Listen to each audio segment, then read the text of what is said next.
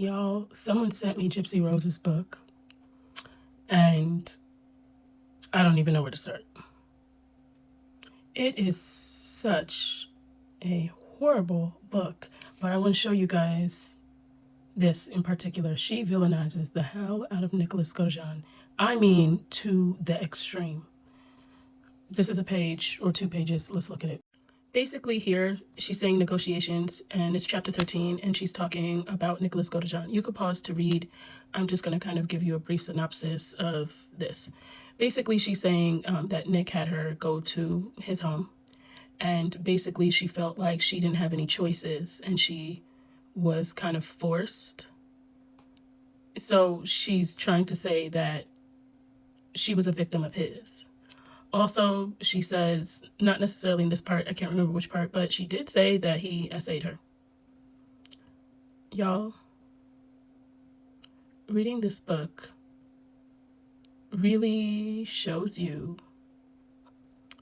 who she is as a person. And what makes it even worse is that, you know, Melissa Moore is behind this. She also speaks about Victor as if Victor is a character that Nicholas made up, and that's bothering to me. She did speak about the Facebook exchanges, but none of this is truthful. And I think what bothers me the most about this book is that I feel as though they've allowed her to make a fictional book and pass it off as real. This is a big problem. Let's go to the next page. Actually, before we do, she speaks about she submitted to him and blah, blah, blah, blah, blah. But you know that that is not the case. We know that Nicholas Godejohn really followed her orders, which is why she made all of those Ruby videos and like how she handled things. And the fact that she put this in a book is asinine. Then she's here in caps. Basically, she's trying to act as if she was emotionally abused and forced. She had no control over anything, and she plays that a lot in her life. If you notice, everyone she is a victim of, and even creators on this app, she's a victim of creators. Like, she tries to play like we are the ones that have stopped her from pursuing her life, and stopped her from being what she wants to be. She will not take accountability at all, and in the grand scheme of things, that is very concerning. Especially as a parent, I will say that I think the biggest thing in life that a lot of adults lack is accountability. And I think as a parent, you always want to hold yourself and your kids accountable for their actions. I always felt as though accountability was the most important thing. And growing up, my dad was very strict as far as accountability goes. I used to just think he was crazy, and, you know, he didn't see it from my point of view and he didn't understand. But like, now that I'm an adult and I really understand what accountability is, and the older I get is the more I realize that a lot of people are not accountable for their behavior. I realized that accountability is probably one of the most important things that you can instill in your kids, is just being accountable for their actions. And she lacks that so much, and her becoming a parent is very concerning if she won't hold herself accountable, let alone hold her child accountable. And I think accountability goes a long way. You learn a lot when you're able to take accountability because you're able to self-assess, right? And of course you want to have maybe opinions of family members or people that you know love you, because they're going to be honest with you. But I'm a big person on thinking about everything I've went through in life. I always feel like there's a lesson to be learned in each part of your life. And if you don't learn that lesson, you tend to revisit it. Like, for example, if you date a guy that was like your dad and your dad happened to be abusive, you'll end up finding yourself dating that same type of man until you actually heal. You're just going to constantly revisit it. It's something about God and the universe that's going to keep putting that test in front of you until you pass it. And I know she's a narcissist, so she's not going to be able to self-assess or even realize that something's even wrong. But for someone to be this diabolic, to create a book like this, and I'm going to go into further detail later on because I'm still reading the book. I skipped a couple of chapters and went to chapter 13 because someone specifically told me to look at it. And I don't know. Shout out to the subscriber that sent me the whole book. I appreciate you. I'm going through it, and I think this book is really hard to digest when you know the truth. And I really wish Dee Dee's family would speak out, because it's bad. It's bad. And I hate that she is able to villainize her mom in the way that she has.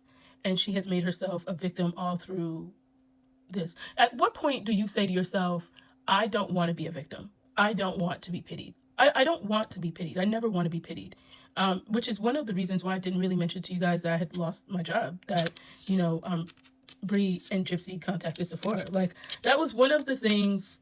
That's the reason why I don't ever like to be pitied. I don't ever want to be someone's victim. I'm never a victim. I'm always a survivor. I'm going to survive. No matter what's put in front of me, I'm going to survive it. Just because I think a lot of times it's not the prize of accomplishing it.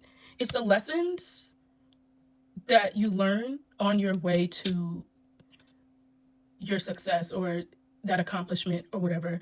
And I've learned that the older I've gotten is that it really is the journey that is the treasure, and not necessarily the ending. Even though you might have won, the journey to get to that win is what makes you appreciate the win more. It's not necessarily the win. And I think that if she was able to take accountability as a person and change her life, she would feel more fulfilled. But to see her villainize Nick like this is disturbing. Part of me almost wants to print this out, this part, and send it to him.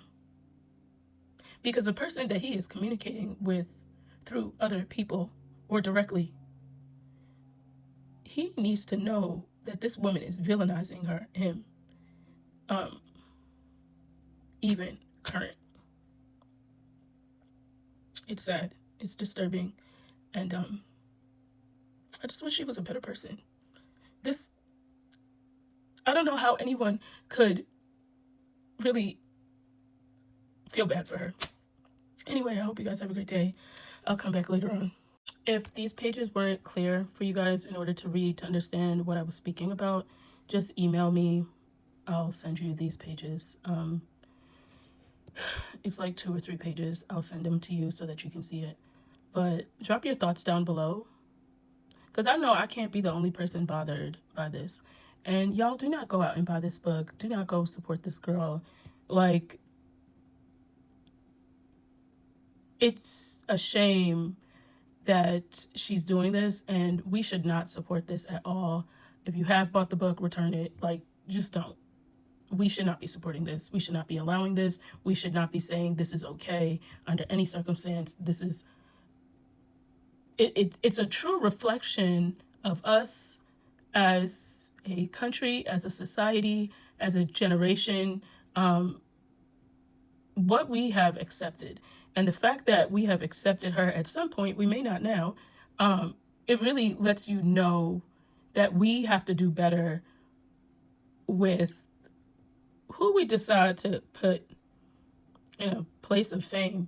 And the reason why I say that is more of what we are showing these generations what's okay. You know, her demographic is pretty much teens. As at her big age, that is who she's catering to. And we need to ask ourselves, what made us not do our due diligence to the point that we've allowed her to get here? Because I feel like we do have to take accountability for that. And me included. You know, when she first came out, I felt bad for her. I didn't really know the real story. And the more and more she spoke, is the more and more she told on herself. But that's my 2 cents, y'all. Again, I'll talk to you guys later. Bye-bye for now.